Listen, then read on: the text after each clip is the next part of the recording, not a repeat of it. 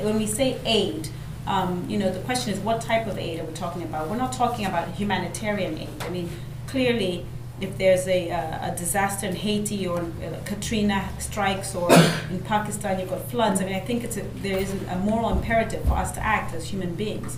So that's not the type of aid I'm talking about. And nor am I talking about NGO aid, which, I think, as I said earlier, we must be much more humble about our expectations of what that type of aid can do. Sending $20 for a well to be built in Zambia, or $20 for a girl to go to school in Kenya, or whatever.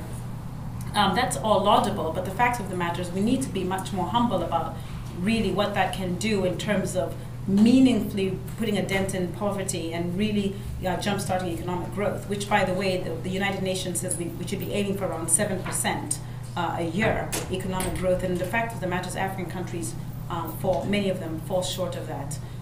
So the aid that I'm really talking about is these larger billion-dollar aid packages that go to Africa every year, mainly from government to government, but also from the big development agencies to Africa.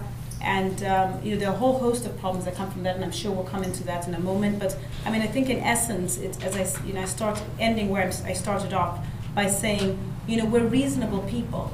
We have hundreds of years of evidence on what drives economic success, be it in the US, in Britain, across Europe, and now in what's happening in many places around the emerging world.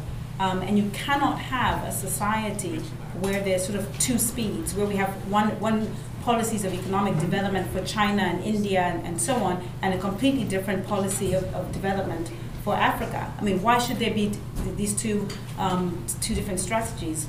Particularly since there is no evidence anywhere that we can meaningfully reduce poverty and create sustained economic growth by relying on aid to the extent that African countries do today.